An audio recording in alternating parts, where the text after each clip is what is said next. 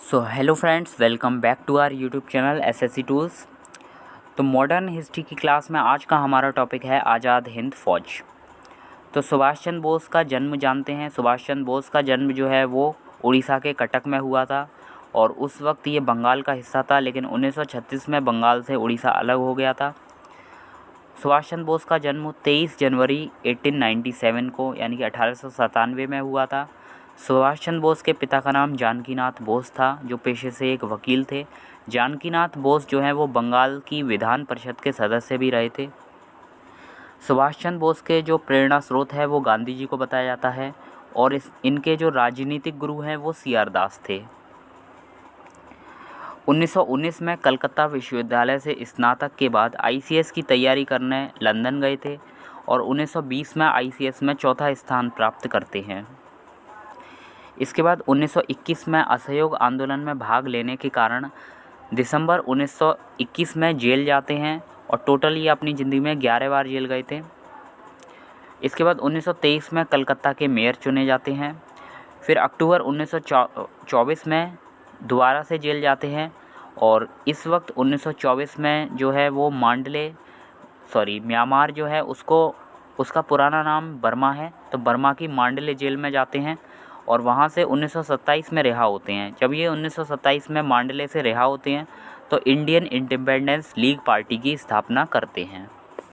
तो सुभाष चंद्र बोस के बारे में हमने जाना। इनका जन्म जो है वो उड़ीसा के कटक में 1897 में 23 जनवरी को हुआ था। पिता का नाम जानकीनाथ बोस था। प्रेरणा स्रोत गांधी जी थे और राजनीतिक गुरु सी.आर. दास थे। 1919 के कलकत्ता विश्वविद्यालय से स्नातक करने के बाद आईसीएस की तैयारी करने लंदन गए थे और 1920 में आईसीएस में चौथी रैंक हासिल करते हैं। 1921 में असहयोग आंदोलन में भाग लेने के कारण दिसंबर 1921 में ये जेल जाते हैं।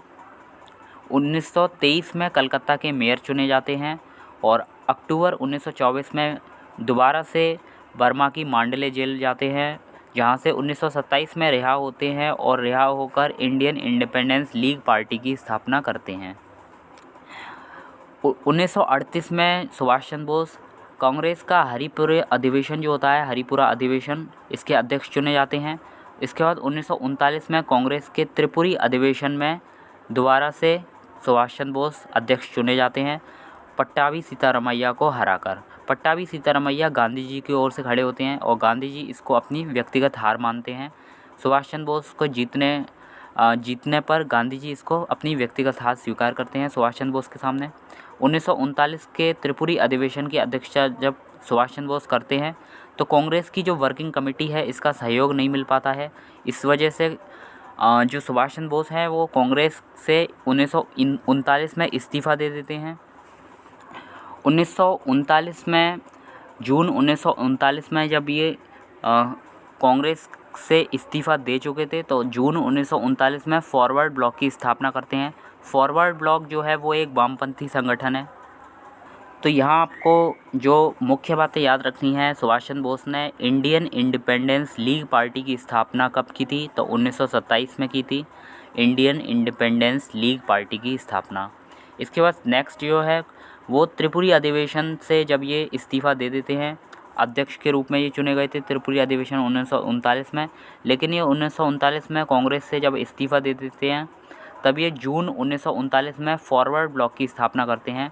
तो ये पूछा जाता है क्वेश्चन, फॉरवर्ड ब्लॉक की स्थापना सुभाष चंद्र बोस ने कब की थी, तो जून 1939 में सुभाष चंद्र बोस ने फॉरवर्ड ब्लॉक की स्थापना की थी, जो कि एक वामपंथी संगठन है।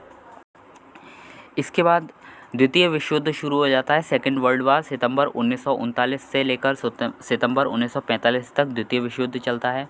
द्वितीय विश्व युद्ध को सुभाष चंद्र बोस जो हैं वो एक अवसर के रूप में देखते हैं और गांधी जी से कहते हैं, गांधी जी ये वक्त है एक बड़े आंदोलन करने का। लेकिन गांधी जी जो हैं वो सुभाष चंद्र बोस की बात को स्वीकार नहीं करते हैं। लेकिन सुभाष चंद्र बोस जानते थे कि ये एक ऐसा वक्त है कि अगर हमने आंदोलन नहीं किया तो हमें आज़ादी कभी नहीं मिल पाएगी। तो सुभाष चंद्र बोस गांधी जी से सिफारिश जब बड़े आंदोलन की करते हैं तो गांधी जी इसको स्वीकार नहीं करते हैं। तो सुभाष चंद्र बोस जो है वो अपने स्तर पर ही आंदोलन करना स्टार्ट करते हैं। तो आंदोलन की शुरुआत करने के लिए सुभाष चंद्र बोस कलकत्ता में हॉलवेल मेमोरियल को हटाने को लेकर आंदोलन करते हैं और आंदोलन करते हुए ये सुभाष चंद्र बोस जो है वो गिरफ्तार कर लिए जाते हैं और दिसंबर 1940 में जेल पहुंचा दिए जाते हैं। कलकत्ता की बात है ये। तो दिसंबर 1940 में जो सुभाष चंद्र बोस है वो कलकत्ता में जेल क्यों गए थे, तो हॉलवेल मेमोरियल को हटाने को लेकर आंदोलन करते हुए सुभाष चंद्र बोस गिरफ्तार कर लिए गए थे, इसलिए ये जेल पहुंचा दिए जाते हैं। इसके बाद 7 दिन की भूख हड़ताल के बाद इन्हें रिहा कर दिया जाता है और अपने ही घर में नज़रबंद कर दिया जाता है। इनसे मिलने इनका एक मित्र है अफ़गानी पठान जियाउद्दीन, तो वो मिलने आता है। तो कहा जाता है अफ़गानी पठान जियाउद्दीन का भेष धारण करके ही ये बाहर निकल जाते हैं और अपना मित्र का जो भेष है वो धारण करके ही ये बाहर निकलने में सफल हो जाते हैं 17 जनवरी 1941 को। तो 17 जनवरी 1941 को ये जियाउद्दीन का भेष धारण करके ये बाहर निकल जाते हैं, जो कि एक अफ़गानी पठान था। कलकत्ता से ये पहुंचते हैं पेशावर और पेशावर में भगत राम तलवार की मदद से ये काबुल अफ़गानिस्तान पहुंचा दिए जाते हैं। तो कलकत्ता से पेशावर और पेशावर से फिर ये भगत राम तलवार की मदद से अफ़गानिस्तान पहुंचते हैं और अफ़गानिस्तान से फिर ये सीधा रूस रवाना होते हैं।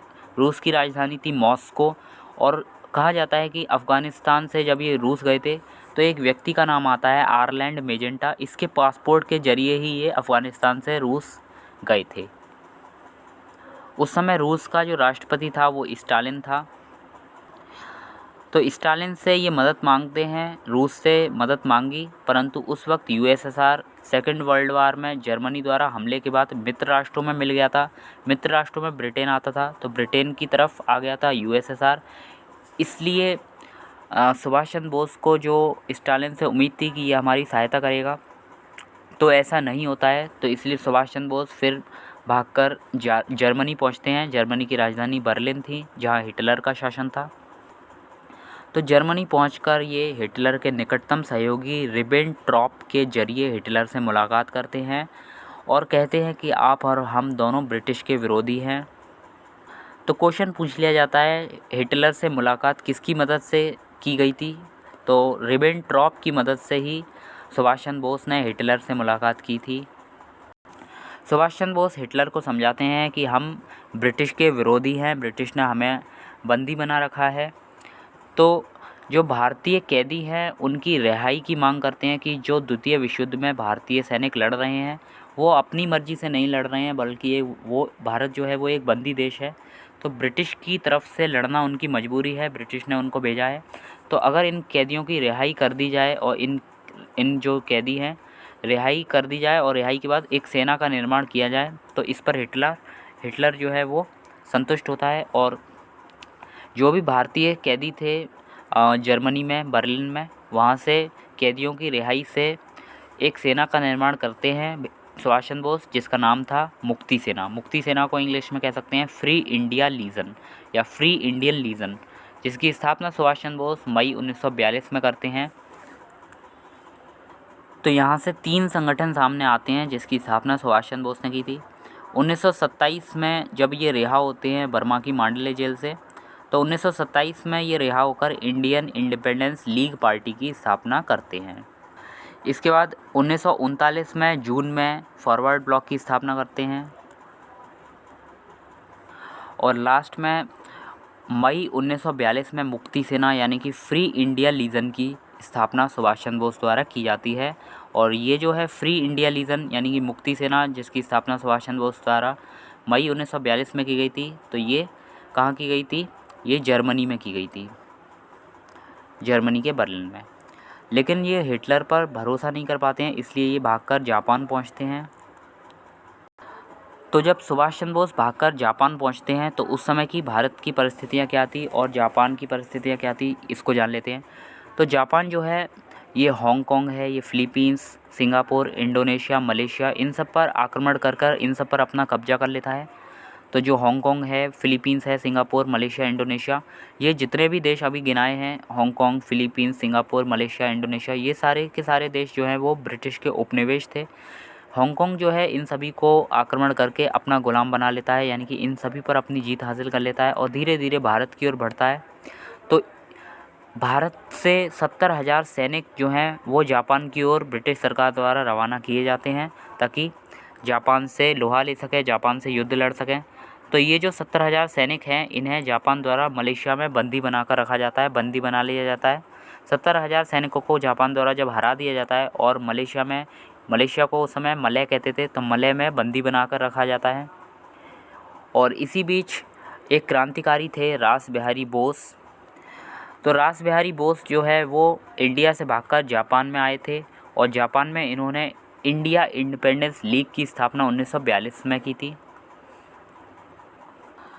तो जो मलय यानी कि मलेशिया पर जो भी ब्रिटिश भारतीय सैनिक को बंदी बना रखा था, तो इन सैनिकों को रिहा करने की बात कही थी रास बिहारी बोस ने, और इन सैनिकों को रिहा करके एक टुकड़ी तैयार किया जाए, यानी कि एक सेना तैयार किया जाए, ये कहा था रास बिहारी बोस ने। तो जापान का इसमें सहयोग मिलता है रास बिहारी बोस को। तो रास बिहारी बोस के सहयोग से ही जो मलय यानी कि मलेशिया पर जो भी ब्रिटिश भारतीय सैनिक बंदी बनाए गए थे, उनको रिहा करके एक सेना निर्माण की जाती है, जिसको आज़ाद हिंद फ़ौज का नाम दिया जाता है। आज़ाद हिंद फ़ौज के जो नेतृत्वकर्ता पहले होते हैं वो कैप्टन मोहन सिंह बनते हैं। तो जो जापान है, रास बिहारी बोस आदि क्रांतिकारियों के कहने पर जापान जो है अपने स्वार्थ से व सहयोग व मदद से, जापान का सहयोग और मदद भी मिलता है और इसमें जापान का कुछ स्वार्थ भी होता है। तो इससे मलय प्रायद्वीप पर जिस भारतीय सेना को बंदी बना रखा था जापान ने, उसी से मिलाकर कैप्टन मोहन सिंह के नेतृत्व में एक सेना तैयार किया जाता है, जिसे आज़ाद हिंद फ़ौज का नाम दिया जाता है। तो आज़ाद हिंद फ़ौज का जो फाउंडर है और कमांडर इन चीफ है वो कैप्टन मोहन सिंह था।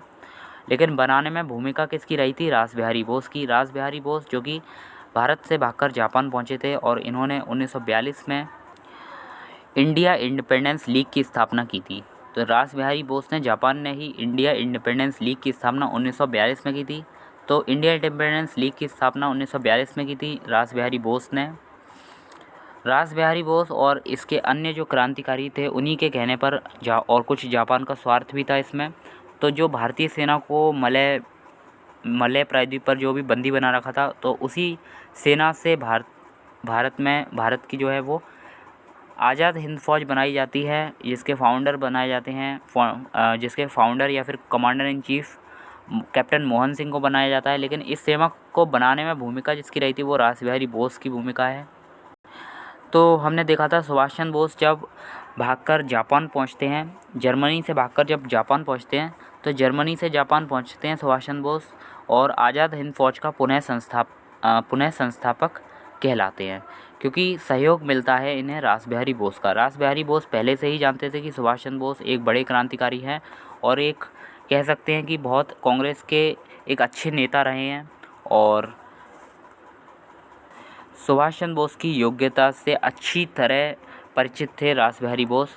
तो रास बिहारी बोस जो है वो उन्हीं की मदद से आज़ाद हिंद फ़ौज के जो है नेतृत्वकर्ता सुभाष चंद्र बोस जो हैं वो जुलाई 1943 में बनते हैं। तो हम कह सकते हैं जुलाई 1943 में सुभाष चंद्र बोस ने संभाली थी आज़ाद हिंद फ़ौज, यानी कि इंडियन नेशनल आर्मी, जिसको कहते हैं INA। तो इंडियन नेशनल आर्मी यानी कि आज़ाद हिंद फ़ौज सुभाष चंद्र बोस ने जुलाई 1943 में संभाली थी, और सुभाष चंद्र बोस को ही आज़ाद हिंद फ़ौज जो है इसका पुनः संस्थापक माना जाता है। अगर आज़ाद हिंद फ़ौज का आरंभिक संस्थापक कहा जाए तो कैप्टन मोहन सिंह थे। इसके बाद जुड़ते हैं सुभाष चंद्र बोस जुलाई 1943 में, और आज़ाद हिंद फ़ौज में उस समय 45,000 के समथिंग सैनिक थे। और इसी दौरान सुभाष चंद्र बोस ने जय हिंद, दिल्ली चलो, तुम मुझे खून दो और मैं तुम्हें आज़ादी दूंगा का नारा दिया था। दिल्ली चलो का नारा, जय हिंद का नारा, ये सभी दिए गए थे। 45,000 जो सैनिक थे, इन्हीं से मिलाकर सुभाष चंद्र बोस ने महिला brigade, Gandhi brigade, Nehru brigade और आज़ाद ब्रिगेड का निर्माण किया था।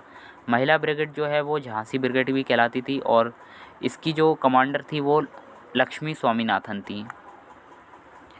तो जो आज़ाद हिंद फ़ौज है उनको सुभाष चंद्र बोस ने 4 टुकड़ियों में बांटा था: महिला brigade, Gandhi brigade, Nehru brigade और आज़ाद ब्रिगेड। महिला ब्रिगेड को झांसी ब्रिगेड कहा जाता था और इनकी कमांडर लक्ष्मी स्वामीनाथन थी, और इसी ब्रिगेड की मदद से हमला किया था मलय पर। इसी ब्रिगेड की मदद से हमला किया था अंडमान निकोबार पर, और अंडमान निकोबार पे कुछ द्वीपों पर अपना अधिकार कर लिया था। तो बोस ने फिर आज़ाद हिंद सरकार की स्थापना की थी। तो आज़ाद हिंद फ़ौज की स्थापना के बाद आज़ाद हिंद सरकार की स्थापना 21 अक्टूबर 1943 को बोस द्वारा की जाती है। तो ये जो आज़ाद हिंद सरकार थी एक तरह से भारत की प्रोविज़नल गवर्नमेंट थी, यानी कि पहली अंतरिम सरकार थी।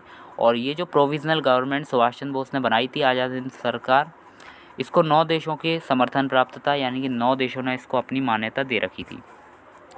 जिसके प्रथम पीएम बनते हैं सुभाष चंद्र बोस। सुभाष चंद्र बोस को इसका पीएम बना दिया जाता है। तो आज़ाद हिंद सरकार की स्थापना 21 अक्टूबर 1943 को सिंगापुर में की गई थी। 21 अक्टूबर 2018 को इसी जो सरकार है प्रोविज़नल गवर्नमेंट, उसके 75 वर्ष पूरे होते हैं। अंडमान निकोबार पर जो कब्जा किया था इसी सेना की मदद से, आज़ाद हिंद फ़ौज की मदद से। तो जिन 2 द्वीपों पर कब्जा किया था तो उसको शहीद और स्वराज का नाम दिया गया। अंडमान में जो द्वीप है जिस पर कब्जा किया गया उसको शहीद कहा गया, और निकोबार में जो द्वीप था उसको स्वराज का नाम दिया सुभाष चंद्र बोस की सेना ने। इसके बाद अंडमान निकोबार पर हमला करने के बाद जो आज़ाद हिंद फ़ौज है वो उत्तर पूर्वी भारत के ज़रिए भारत में एंटर करती है, और मणिपुर में कहते हैं आज़ाद हिंद फ़ौज ने अपना झंडा भी फहराया था, यानी कि तिरंगा फहराया था पहली बार मणिपुर में आज़ाद हिंद फ़ौज ने। लेकिन जब जापान पर यूएसए द्वारा परमाणु हमला कर दिया जाता है तो जापान जो है वो द्वितीय विश्व युद्ध में अपने घुटने टेक देता है। इससे आज़ाद हिंद फ़ौज को जापानी सरकार का सहयोग मिलना बंद हो जाता है और द्वितीय विश्व युद्ध समाप्त हो जाता है। जब द्वितीय विश्व युद्ध समाप्त हो जाता है और जापान जो है वो घुटने टेक देता है तो आज़ाद हिंद फ़ौज भी एक तरह से समाप्त हो जाती है। तो अब हम कुछ पॉइंट्स को देखेंगे, इसके बाद हम क्वेश्चंस पर आएंगे। तो फॉरवर्ड ब्लॉक की स्थापना सुभाष चंद्र बोस द्वारा कब की गई थी? तो 1939 में, जब कांग्रेस का त्रिपुरी अधिवेशन से ये इस्तीफ़ा देते हैं तो उसके बाद फॉरवर्ड ब्लॉक जो कि एक वामपंथी संगठन था, इसकी स्थापना सुभाष चंद्र बोस 1939 में करते हैं। आईएनए दिमाग की उपज थी और इसकी स्थापना किसने की थी? तो आईएनए जो है वो मोहन सिंह के दिमाग की उपज थी और इसकी स्थापना जो है मोहन सिंह ने की थी। कैप्टन मोहन सिंह इसके पहले कमांडर इन चीफ थे।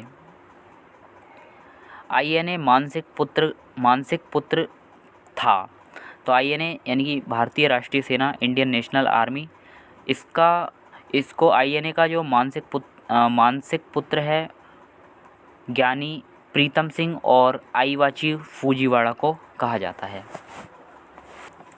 तो क्वेश्चन पूछा जाता है इंडियन नेशनल आर्मी यानी कि आईएनए मानसिक पुत्र था। तो किसका मानसिक पुत्र था आईएनए? ज्ञानी प्रीतम सिंह का और आईवाची फूजीवाड़ा का। आईएनए दिमाग की उपज थी और इसकी स्थापना की थी मोहन सिंह, कैप्टन मोहन सिंह ने। भारतीय राष्ट्रीय सेना यानी कि आईएनए की स्थापना 1942 में की गई थी। आईएनए की स्थापना 1942 में की गई थी। आईएनए मतलब भारतीय राष्ट्रीय सेना, जिसके प्रथम कमांडर कैप्टन मोहन सिंह को बना दिया जाता है। लेकिन जब सुभाष चंद्र बोस पहुंचते हैं जापान तो रास बिहारी बोस की मदद से आईएनए का जो नेतृत्व करता है वो सुभाष चंद्र बोस को बनाया जाता है। इसके बाद सुभाष चंद्र बोस आईएनए यानी कि भारतीय राष्ट्रीय सेना का पुनः संस्थापक कहा जाता है। तो क्वेश्चन पूछा जाता है आज़ाद हिंद फ़ौज का प्रथम सेनापति कौन था? तो आज़ाद हिंद फ़ौज का जो प्रथम सेनापति है वो मोहन सिंह को कहा जाता है। नेक्स्ट पॉइंट है सुभाष चंद्र बोस को इंडियन नेशनल आर्मी के गठन में सक्रिय सहयोग दिया था तो रास बिहारी बोस ने। तो आज़ाद हिंद फ़ौज दिवस कब मनाया जाता है? तो आज़ाद हिंद फ़ौज का जो दिवस है वो 12 नवंबर 1945 को मनाया। तो आज़ाद हिंद फ़ौज दिवस कब मनाया गया? तो आज़ाद हिंद फ़ौज का जो दिवस है वो 12 नवंबर 1945 को बनाया गया था। आज़ाद हिंद फ़ौज के सैनिक को 7 वर्ष का कारावास का दंड दिया गया तो वो राशिद अली द्वारा दिया गया था। सुभाष चंद्र बोस ने स्वतंत्र भारत की अंतरिम सरकार की स्थापना की घोषणा की थी। तो 21 अक्टूबर 1943 को सुभाष चंद्र बोस ने अंतरिम सरकार की स्थापना की घोषणा की थी, 21 अक्टूबर 1943 को। आज़ाद हिंद फ़ौज का प्रधान कार्यालय कहाँ है? तो आज़ाद हिंद फ़ौज का जो प्रधान कार्यालय है वो रंगून में।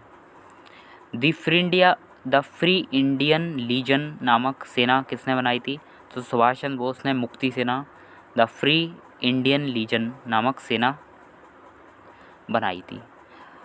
इसके बाद रानी लक्ष्मीबाई रेजिमेंट की स्थापना किसने की थी? तो सुभाष चंद्र बोस ने की थी। सुभाष चंद्र बोस को देश नायक किसने कहा था? तो रविन्द्रनाथ टैगोर ने सुभाष चंद्र बोस को देश नायक कहा था। तो एक बार वापस से हम कुछ इन पॉइंट्स को देख लेते हैं। फॉरवर्ड ब्लॉक की स्थापना सुभाष चंद्र बोस ने 1939 में की थी। फॉरवर्ड ब्लॉक की स्थापना सुभाष चंद्र बोस ने कब की थी? तो कांग्रेस का जो त्रिपुरी अधिवेशन था उससे त्यागपत्र देने के बाद सुभाष चंद्र बोस ने फॉरवर्ड ब्लॉक की स्थापना 1939 में की थी। INA यानी कि इंडियन नेशनल आर्मी, भारतीय राष्ट्रीय सेना, जिसकी स्थापना 1942 में की गई थी। तो INA दिमाग की उपज थी और इसकी स्थापना की थी तो मोहन सिंह ने इसकी स्थापना की थी। INA मानसिक पुत्र था तो ज्ञानी प्रीतम सिंह और आईवाची फुजीवाड़ा का मानसिक पुत्र था। भारतीय राष्ट्रीय सेना की स्थापना 1942 में की गई थी। आज़ाद हिंद फौज का प्रथम सेनापति कैप्टन मोहन सिंह को बनाया गया था। सुभाष चंद्र बोस को इंडियन नेशनल आर्मी के गठन में सक्रिय सहयोग दिया था रास बिहारी बोस ने। तो आज़ाद हिंद फौज के प्रथम सेनापति मोहन सिंह थे और सुभाष चंद्र बोस को इंडियन नेशनल आर्मी के गठन में सक्रिय सहयोग दिया था सुभाष चंद्र बोस ने। आज़ाद हिंद फौज दिवस कब मनाया था? तो आज़ाद हिंद फौज दिवस 12 नवंबर 1945 को मनाया गया था। आज़ाद हिंद फौज के सैनिक को 7 वर्ष का कारावास का दंड दिया गया राशिद अली द्वारा। सुभाष चंद्र बोस ने स्वतंत्र भारत की अंतरिम सरकार की स्थापना की घोषणा 21 अक्टूबर 1943 को की थी। आज़ाद हिंद फौज का प्रथम कार्यालय रंगून में है और द फ्री इंडियन लीजन नामक जो सेना थी सुभाष चंद्र बोस ने जर्मनी के बर्लिन में बनाई थी। रानी लक्ष्मीबाई रेजिमेंट की स्थापना भी सुभाष चंद्र बोस ने की थी और सुभाष चंद्र बोस को देश नायक रविन्द्रनाथ टैगोर ने कहा था। अब आते हैं क्वेश्चंस पर। नेताजी सुभाष चंद्र बोस का जन्म कटक उड़ीसा में हुआ था। सुभाष चंद्र बोस ने फॉरवर्ड ब्लॉक की स्थापना 1939 में की थी। INA यानी कि इंडियन नेशनल आर्मी दिमाग की उपज थी और इसकी स्थापना मोहन सिंह ने की थी।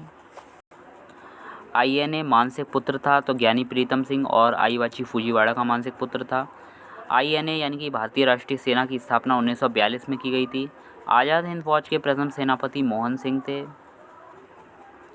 इसके बाद सुभाष चंद्र बोस ने स्वतंत्र भारत की अंतरिम सरकार की स्थापना की घोषणा कब की थी?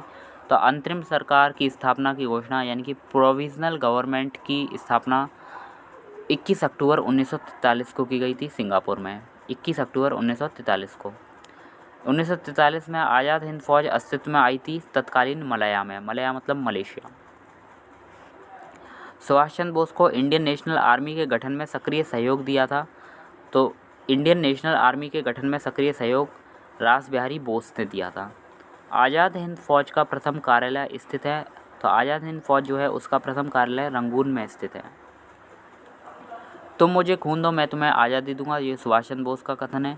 द फ्री इंडियन लीजन नामक सेना सुभाष चंद्र बोस ने बनाई थी जर्मनी में। फिर रानी लक्ष्मीबाई रेजिमेंट भी सुभाष चंद्र बोस ने बनाई थी। देश नायक किसको कहा गया? सुभाष चंद्र बोस को रविन्द्रनाथ टैगोर ने देश नायक कहा था। जय हिंद का नारा भी सुभाष चंद्र बोस ने दिया था। आज़ाद हिंद फौज दिवस कब मनाया गया? तो 12 नवंबर 1945 को आज़ाद हिंद फौज दिवस मनाया गया। आज़ाद हिंद फौज के सैनिक को 7 वर्ष के कारावास का दंड दिया गया राशिद अली द्वारा। फिर यहाँ कुछ नाम है, गुरदयाल सिंह, प्रेम सहगल, मोहन सिंह, शहनवाज में से आज़ाद हिंद फौज का वह अधिकारी जिसने लाल किले पर चलाए गए मुकदमे का सामना नहीं किया, तो मोहन सिंह ने सामना नहीं किया था, जबकि गुरदयाल सिंह, प्रेम सहगल और शहनवाज इन्होंने लाल किले मुकदमे का सामना किया था। तो क्या था ये जो लाल किला का मुकदमा था? तो जब सेकंड वर्ल्ड वार ख़त्म हो जाता है और जर्मनी USA के सामने घुटने टेक देता है तो आज़ाद हिंद फौज एक तरह से अस्तित्व मिट जाता है आज़ाद हिंद फौज का। तो आज़ाद हिंद फौज के ये कुछ सैनिक थे, गुरदयाल सिंह, प्रेम सहगल और शहनवाज, इन पर केस चलाया जाता है जिसको लाल किले के मुकदमे के रूप में जाना जाता है। तो इन्हीं की ओर से भूलाबाई देसाई जो है वो पैरवी करते हैं और मुख्य वकील होते हैं। तो 1945 में ये केस चलाया गया था। आज़ाद हिंद फौज की ओर से लाल किले के मुकदमे में पैरवी कर रहे वकीलों की अध्यक्षता किसने की थी? तो भूलाबाई देसाई ने की थी। भूलाबाई देसाई जो हैं वो आगे आप पढ़ेंगे जब C राजगोपालाचारी फार्मूला पढ़ेंगे तो उसके बाद एक समझौता होता है देसाई लियाकत समझौता। तो इसी के कारण देसाई लियाकत समझौते के कारण ही भूलाभाई देसाई पर जो है राष्ट्रद्रोह का आरोप लगा दिया जाता है। तो इसको मिटाने के लिए आज़ाद हिंद फौज की ओर से जो लाल किले मुकदमे होता है उसमें पैरवी कर रहे वकीलों की अध्यक्षता भूलाभाई देसाई ने की थी और केस जीतकर अपने ऊपर से जो देशद्रोह का आरोप लगा था वो मिटा लेते हैं भूलाभाई देसाई।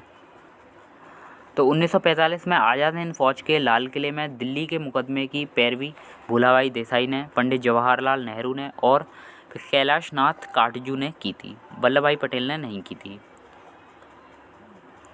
नेक्स्ट, इलाहाबाद में संपन्न कांग्रेस कार्यकारिणी समिति की बैठक में भारत के नाजीवाद, फाजीवाद तथा साम्राज्यवाद विरोधी निश्चित रुख के कारण जापान के विरुद्ध गुरिल्ला युद्ध की अपनी योजना के पक्ष में बहुमत जुटाने में सक्षम हुए थे जवाहरलाल नेहरू।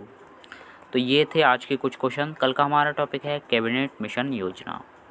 अब मिलेंगे नेक्स्ट वीडियो में, तब तक के लिए बाय, टेक केयर।